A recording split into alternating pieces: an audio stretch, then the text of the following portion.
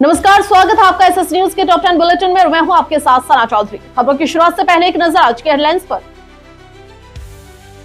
आपने जारी की प्रत्याशियों की पहली सूची। रोहतक से अमित खजक होंगे मेयर प्रत्याशी। कभी सुष्मिता को बेटर हाफ बताने वाले ललित मोदी को फिर हुआ प्यार। रोमांटिक वीडियो किया साझा। सीएम ने दी चेतावनी, महाकुंभ के चलते कहीं भी जाम लगा तो अधिकारी होंगे जिम्मेदार, फील्ड पर रहे हर समय मौजूद। ईओडब्ल्यू ने शुरू की न्यू इंडिया कोऑपरेटिव बैंक में गड़बड़ी की जांच। बैंक प्रतिनिधि ने की थी शिकायत।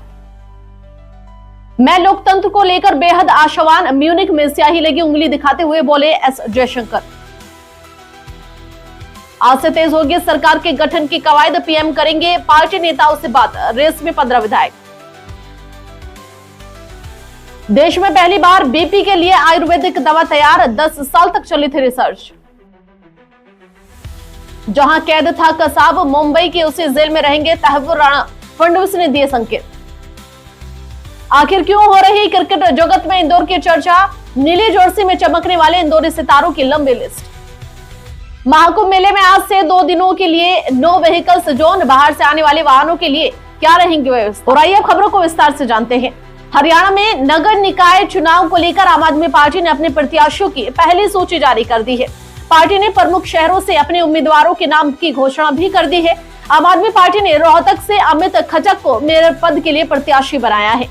पार्टी का मानना है कि अमित खजक की साफ सुथरी छवि और सामाजिक कार्य में सक्रियता जनता के बीच उनकी मजबूत पकड़ बनाएगी। आईपीएल के पहले चेयरमैन ललित मोदी ने सोशल मीडिया पर एक पोस्ट कर तहलका मचा दिया है। ललित मोदी ने पोस्ट कर बताया कि उन्हें फिर से प्यार मिल गया है। उन्होंने वैलेंटाइन डे 2025 के अवसर पर अपनी नई प्रेमिका रीमा बोरी के साथ एक रोमांचक वीडियो साझा किया है। ललित ने इंस्टाग्राम पोस्ट कर वीडियो में रीमा के साथ कई तस्वीरें भी साझा की हैं और यादें भी साझा की हैं। उन्होंने कैप्शन के जरिए साथ ही ये भी बताया कि दोनों की 25 साल की दोस्ती अब प्यार में बदल गई है। 61 वर्षीय ललित मोदी ने वीडियो कैप्शन में लिखा, मैं एक बार भाग्यशाली रह चुका हूँ, हाँ, लेकिन अब मैं दूसरी बार भाग्यशाली बन रहा हूँ। जब 25 साल की दोस्ती प्यार में बदल जाती है, मुझे दूसरी बार प्यार हुआ है। आशा है कि आप सभी के साथ भी ऐसा हो। आप सभी को हैप्पी वैलेंटाइन डे।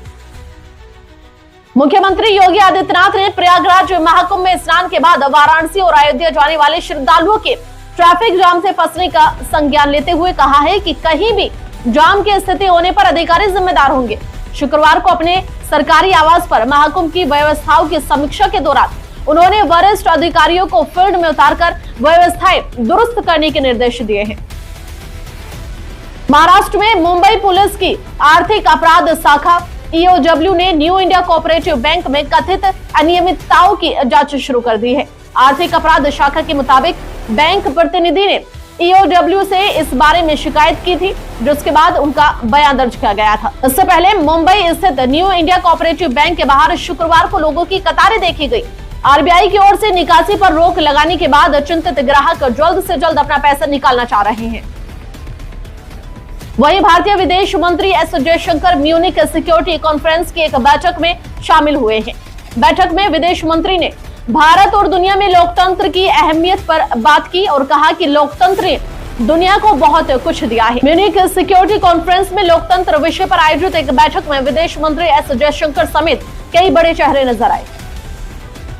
भाजपा सरकार के गठन की प्रक्रिया शनिवार से तेज हो जाएंगी, क्योंकि प्रधानमंत्री नरेंद्र मोदी शुक्रवार को देर रात अपने विदेश दौरे से वापस लौटेंगे।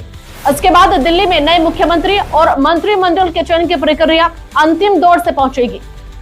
भाजपा के शीर्ष नेताओं ने इस प्रक्रिया के लिए अपनी रणनीति पहले से ही तैयार कर ली है और प्रधानमंत्री नरेंद्र मोदी के दिल्ली पहुंचने के बाद सरकार बनने की कवायद में तेजी आएगी। सूत्रों से मिली जानकारी के अनुसार भाजपा के राष्ट्रीय नेतृत्व ने दिल्ली में मुख्यमंत्री और मंत्रिमंडल के चयन के लिए होमवर्क पूरा कर लिया है और अब केवल अंतिम निर्णय लेना बाकी है।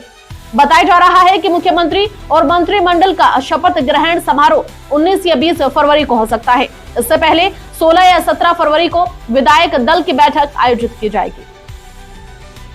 अगर आप ब्लड प्रेशर को सामान्य बीमारी मान रहे हैं तो आपको बता दें कि देश में हर चौथा व्यक्ति ब्लड प्रेशर से पीड़ित है।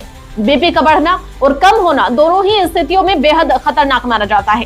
खास तौर पर लंबे समय तक इस पर ध्यान नहीं दिया जाए तो यह शरीर के सबसे महत्वपूर्ण अंगों को निष्क्रिय कर देता है। लेकिन अब जयपुर स्थित राष्ट्रीय आयुर्वेद संस्थान में इस क्षेत्र में एक बड़ी रिसर्च का दावा किया गया है। संस्थान ने सालों की रिसर्च और क्लिनिकल ट्रायल के बाद ब्लड प्रेशर की दवा तैयार की है। खास बात यह है कि इस दवा के साइड इफेक्ट बिल्कुल भी नहीं है। इस दवा को खास 9 प्रकार की जड़ी बूटियों के साथ मिलाकर बनाया गया है। आयुर्वेद चिकित्सकों का दावा है कि इस दवाई का क्लिनिकल ट्रायल पूरा हो चुका है और अब पेटेंट के बाद आम जनता को यह दवा उपलब्ध कर दी जाएगी।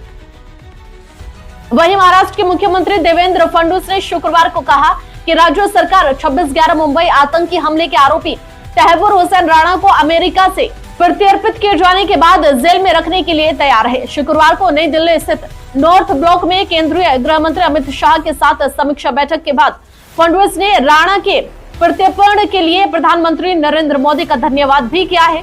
राणा के प्रत्यर्पित किए जाने के बाद महाराष्ट्र की तैयारियों के बारे में पूछे जाने पर फडणवीस ने कहा, हमने कसाब को रखा, इसमें कौन सी बड़ी बात है, हम उसमें राणा को भी जरूर रखेंगे। वहीं आईपीएल के लिए रॉयल चैलेंजर्स बेंगलुरु की कप्तानी रजत पाटीदार को मिली है। इसके बाद इंदौर एक बार फिर चर्चाओं में है। क्रिकेट की दुनिया में इंदौर के सितारे भारतीय क्रिकेट बोर्ड बनने के पहले से चमकते रहे हैं। पाटीदार के बाद इंदौर के क्रिकेट वेंकटेश अय्यर को लेकर भी कयास लगाए जा रहे थे कि उन्हें भी कोलकाता नाइट राइडर्स की कप्तानी सौंपी जा सकती है। उस टीम में भी अनुभवी खिलाड़ी नहीं है। अभी तक कोलकाता ने भी अपना कप्तान तय नहीं किया है।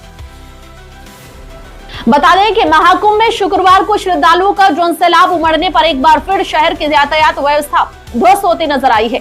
सुबह से ही संगम क्षेत्र में चौतरफा जाम लगने की समस्या देखने को मिली। वीकेंड को देखते हुए मेले में शनिवार से 2 दिनों के लिए नो व्हीकल्स जोन व्यवस्था लागू कर दी गई है।